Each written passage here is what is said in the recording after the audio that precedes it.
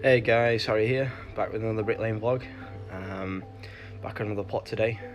It is another takeover job, unfortunately.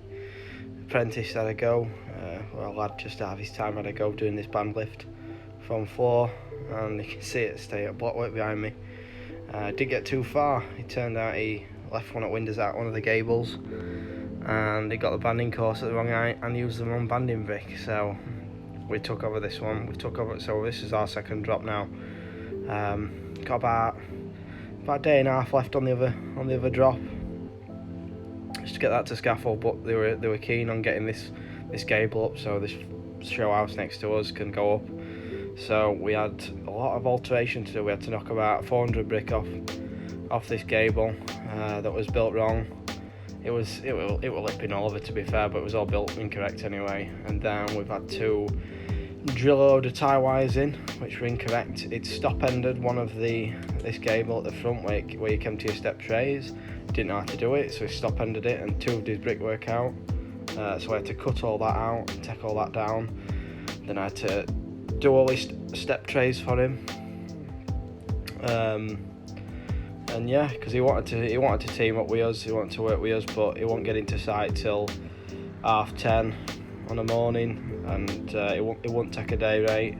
So you don't work on price working with someone like that. Just out of his time, needed a lot of work, very rough work, to be quite honest. I don't think he's done a full apprenticeship.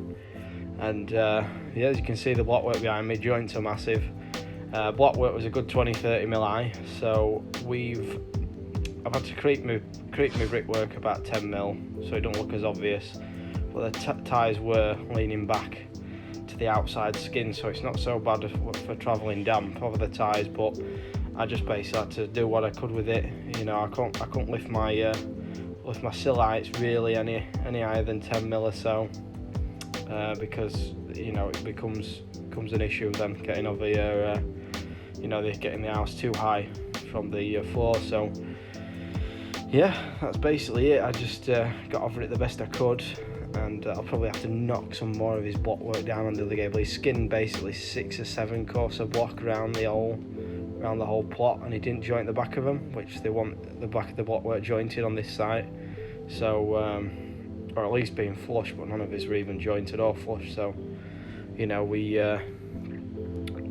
done the best we could with that. We might have to take some block work off the other side because he's done quarter bond. The other side, and then he'd fill the meter box tray below this, where this gable is. There's a radon tray running down the bottom, whichever gang did the bottom lift, and not cleaned it. So there's essing in there that needs pulling out. It'd be probably solid. So basically, we're going to try to keep the trays as clean as possible from now on. But we didn't ever slip on any. We only kept the meter box tray clear on this gable because I already had to knock down 400 bricks, so some old dry mortar ended up going in the cavity anyway, so that'll have to be cleaned later. But rest of the plot we'll keep nice and tidy over as damp trays and everything like that. So yeah, apart from that, the detail on these houses, basically I've done 2 lifts now. I've done some step trays already on this lift. I've run them big RSJ lintels, setting that out. Done all the banding detail really that there is on these plots. I've probably done the most awkwardest part of these plots. These have a canopy on the front and back, so it's one of them really where they're just a square box. They're like a little bit of a dog leg on the front, some step trays and some step trays on the back, but it's square on the back. It's just straight run through. So basically I'd say the bottom of these houses are probably the most, when you get to your band lift, they're basically square boxes really. Odd dog leg here and there, but I'd say doing the garages and obviously with your garage pillars and stuff on your bottom lifts are probably the most awkward of these houses. That's about it, but a lot of them looks quite square. There's a lot of square plots. The lintels of the black coated lintels. You know, they're pretty, you know, quite small, sort of lighter duty lintels. They're all right. So they're not too heavy. They're not too overkill, some of these lintels. So yeah, banding bricks all right. We've got a couple of these trialing at the moment.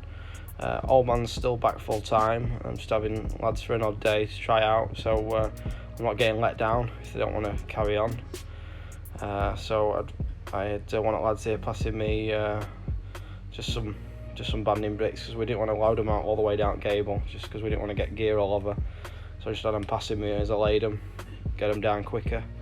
This particular gable, they want it taken up to the same height as the other gable, so that works out a course higher, than what I took on the other plot. So basically same sort of deal.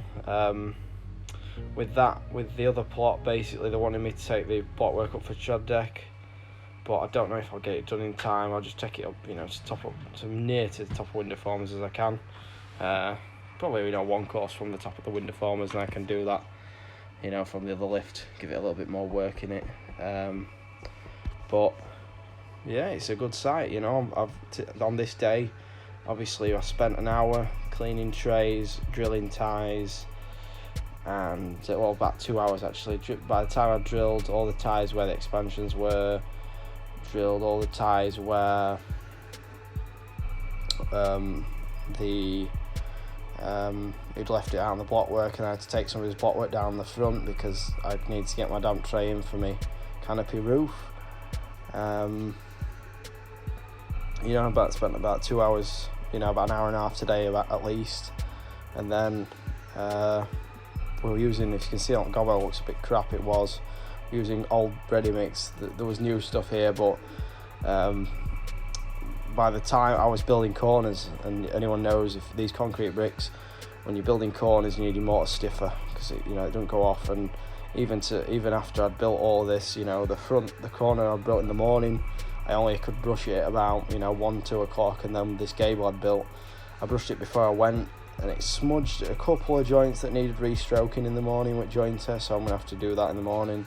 You know, it's a 5-minute job in the morning, just touching any topping, tailing any bricks that have been brushed, because the sponge doesn't really cut it. It's too wet to use a sponge with. Probably I might try using the sponge actually, but I'm just gonna experiment. I actually used the sponge, it did make a good job, so might end up using the sponge in future for these bricks, so you don't take the edge off your jointing. But a lot of the time it needs a rejoint anyway, because it's too wet with these concrete bricks. It's too wet.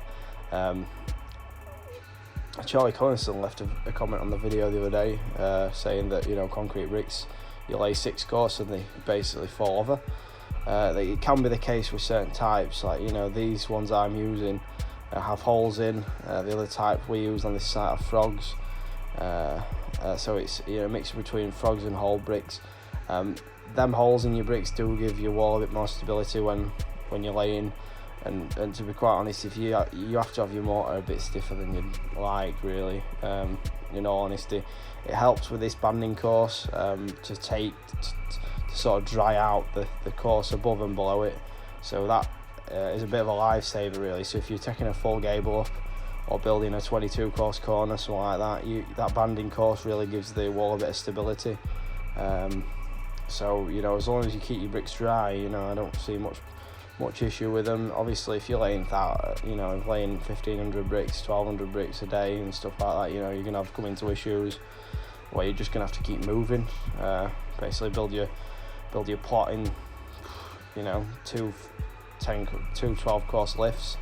It will slow you down in a sense if you've got a lot of key people working with you. But for one-on-ones, like this job has 3 one-on-one gangs.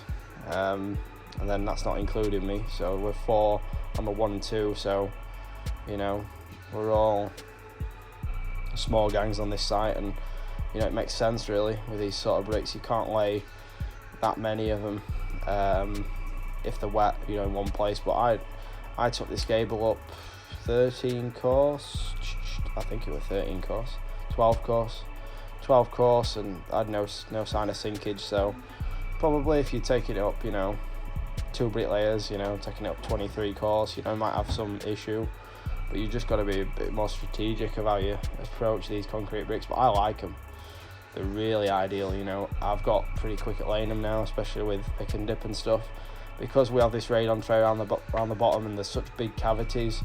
You know, you can easily get your head down and sort of, you know, limit your mortar drop-ins at the back. You know, that's one thing you can see me doing, just angling the back of the spread there, just to limit your mortar drop-ins. And it's a 328 cavity, so that's like 128 mil, 130 mil.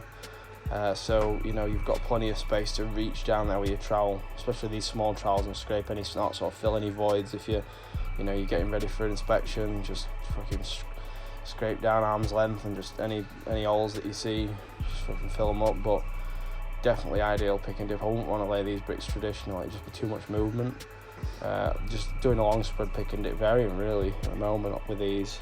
But yeah, I've had no issues really. I could probably see them blue bricks being annoying on the other banders, but these Aldi Worldy ones on the yellow banders, white banders should I say, they're a lot nicer to lay with. New thing I've been doing since I started doing houses, I've got 4 levels. So I've got 2 4-foot levels, Magnuson and me box, and then my Stanley 2-foot and me Magnuson 2-foot. So that follows me. You know, I leave them at every, especially when I'm back and front, just leave them on window openings. I leave one well. So a lot of the time there's 3 windows on the front, 3 windows on the back. And then there's sometimes an expansion, so that's a 4th plumb point. I just have a level at every plumb point, and then depending, you know, because of the heights of these windows, you know, you're normally doing 6 or 8 course, you know, up to your lift on your band lift with setting your windows. So I've normally got, you know, a level next to each one of those, and then obviously normally the little windows are go a little bit higher, so you don't have to really set them out too bad. The formers are big on this site, so you can't really go with the opening measurement. You've got to go basically 30 mil bigger than the opening, 35 mil bigger if anything. I normally give the windows a bit more. So yeah, I've been going 35, 40 mil bigger, so it gives you like 5 mil each side of the former, because they are in check, these ones. So the former sits behind in between the skins of brick and block, in between, instead of being behind the, you know, the brick being behind the former. I do prefer windows like that, to be quite honest, because I just prefer to build it without the former as much as I can. And then I just find formers, when you have to build behind the former, it moves your brickwork too much, and the former dictates where your brick can go, whereas these you just sort of build up, you know, put your window clips in every, you know, 300, and then, you know, just F-clamp it too, and especially these bricks as well, they stay so green for ages, so wet. You just F-clamp, nip that former up with an F-clamp after an hour of, you know, getting your front up or your back up or however long, wherever you've been doing, and you'll just nip it tight, especially, you know, a little sprag on your form with some timber, the left clamp on it, nips it tight, you know, then you ain't got to worry about, you know, not be able to get your brick in or your block. I just find them a lot easier, whereas sort of other formers, I find you have to, you know, you flick them upside down and take the top off of them, and I just find them a bit of an hassle sometimes, because you have to unscrew the top head bit, you know, sometimes to get off your lintel and stuff like that. So it's find these ones in check, and I have no issue with, to be quite honest. I'll not find out how the doors are set out and stuff until the bottom lift and how everything works, but a lot of things have been working bricks, some have been working half, 3/4. You know, it's just knowing if you can move your window 10 or 15 mil, but a lot of the time you just don't want to break your bond of your brickwork on your joints, so it's not so bad having this spanning course to sort of split it a bit, so you know, it's not as noticeable. You know, if you want to move your brickwork 10 or 20 mil, you know, your window one way or another, you've got to be mindful, like if your bathroom, if there's a shower right next to the window, you can't really move it unless you're moving it away from the shower, or, you know, if you're near a bath, you can't really move your window. So you just be mindful, controlling what the shower and bath is. If it's a bathroom window, they're normally the windows you want to be moving. You can sometimes move the bedroom windows, they're very easy to move, 10 or 20 mil. But I won't really be moving them more than 20 mil, because that's normally be enough to get it working bricks. Other with that, all these bricks, obviously they're quite easy to cut, especially these ones with the holes in. If you cut on a hole, it cuts really nice. It's hammer and bolster on them. I found doing me front and back just a lot easier, just to do all my cuts first, and then probably good having a brick cutter with me, but obviously I just use hammer and bolster, it's just as quick. I've got about 400 after about an hour and a half I spent about an hour and a half doing some alterations, then I spent probably half an hour explaining stuff to this new lad. I'm not be getting anyone on film who don't want to be on film either, so I'm cutting out everyone really until they start, because I don't want to do what I did with Jamie and sort of him tell me, oh yeah, it's all going good, and then him leave. So I don't want to put him on the channel and then just have to say he's sacked again. So I'd rather not do that. I'm not a big fan of the old sack nation.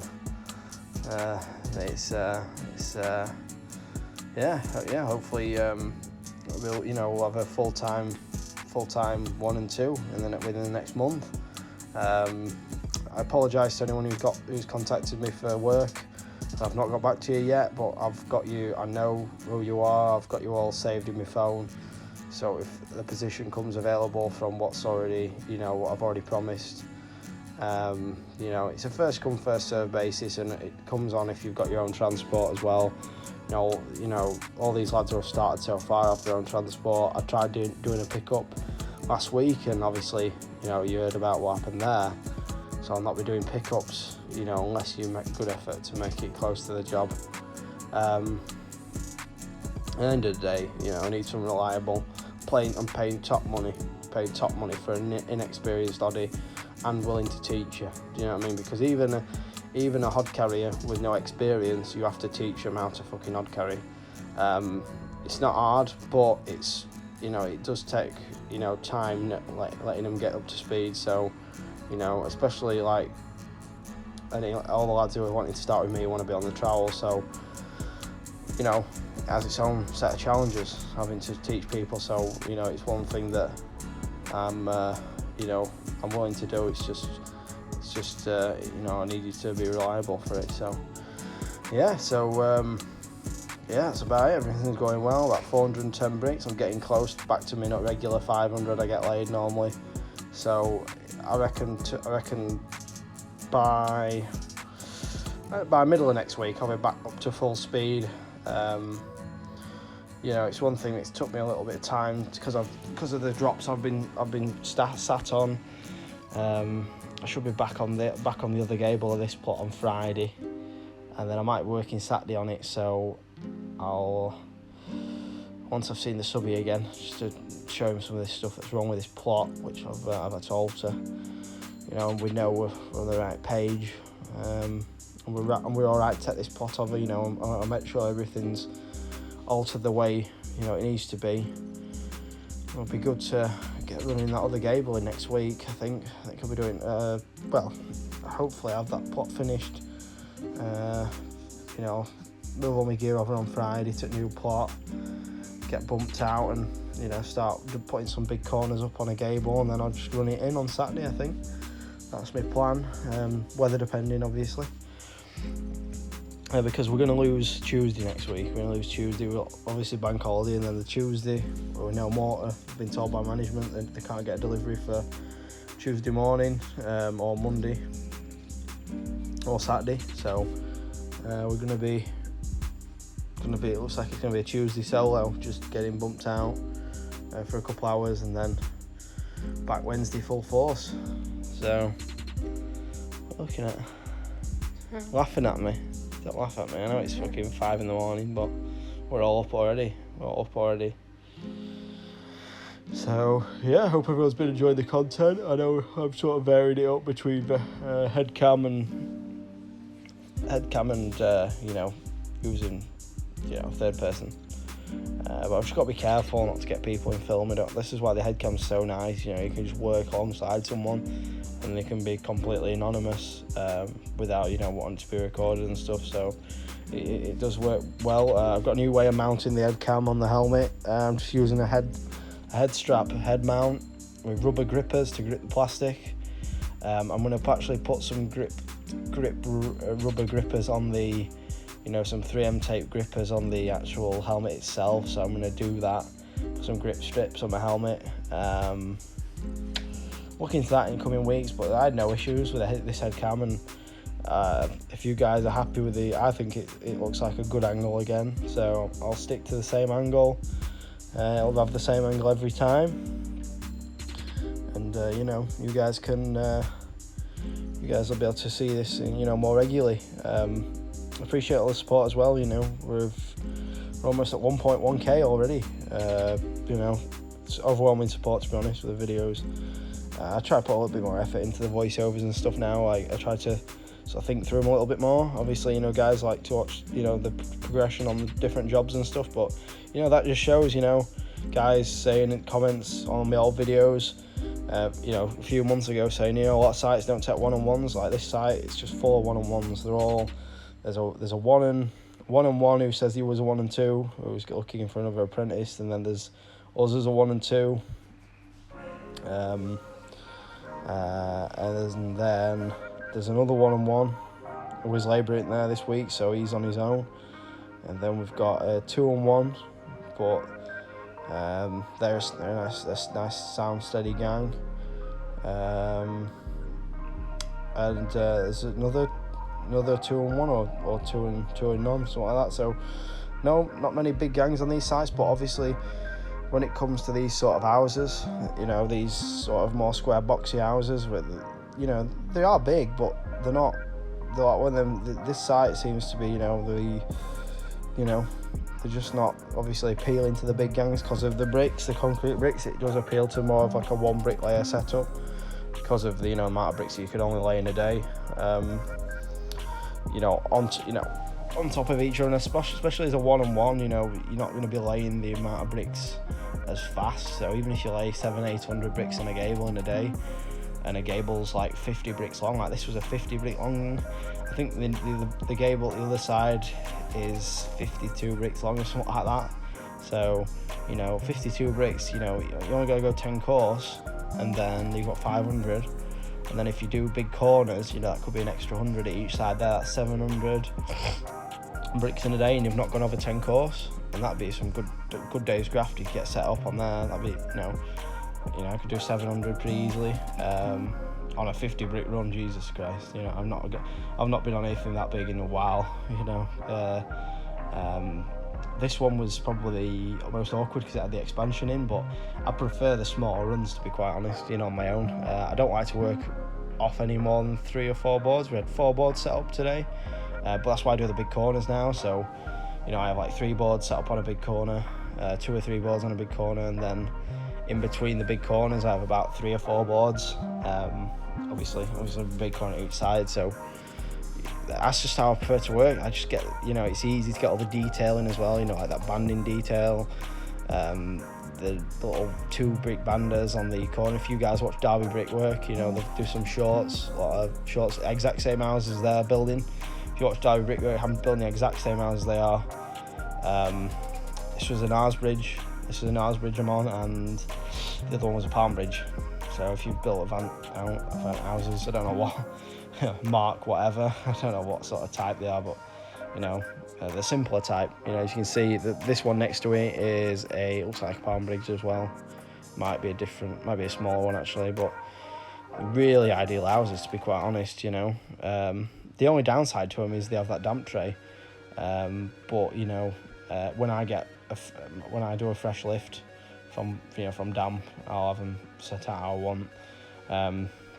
Lovely, you know, 440 Celcon Durox, you know, thermal blocks. Love laying those, to be honest. They're ideal, the 440s. These bricks are a little bit heavy, you know, a little bit like heavy for loading out, but now I've got 2 labourers, or you know, we'll have 2 labourers in the next month, you know, when we've trialled everyone and made sure everyone's, you know, actually going to stick around, because I'm not doing like what we did last week, you know, where I fucking, you know, promise someone the world and they don't fucking turn up. It's just wasted my time. It stressed me out last week. To be honest, last week I was well stressed. With one thing and another, you know, new site and new fucking workforce not turning up, and you know, you got to explain, you know, managers like, oh, where's your new lad? Or, you know, subbies like, wait, you know, I thought there were 3, and I was like, there's fucking 4 of us, and then now we're fucking 2. So, you know, it's, you know, you let people down, and then you're in turn letting other people down, so, you know, it's one of them, but, you know, apart from that, yeah, oh, yeah, also, when I do the step trays, I'll do a video doing step trays, but I like to point my step trays. So I point them all up, so the brickwork looks all pointed. I've left a couple showing that, you know, your little bit of polystyrene, your step tray, just to show they're in. But I like to point them, because if the roofer comes and he wants to put his fucking lead, of course, higher than the trays, no problem. Because as long as that lead's in, you know, them trays are going to catch any moisture that goes in behind that lead. And as long as them step trays are in with a weep hole, you know, normally you have it just off your return. I've put mine half a brick on the up to the half brick at the front, you know, into the front. Only reason I did that is just to show that it was in, and they didn't have any corner trays, so sometimes it can be a bit, you know, if the corner trays, they ain't got any corner trays on site, you know, lapping 2 tray, it don't work lapping them preformed plastic trays on the corner.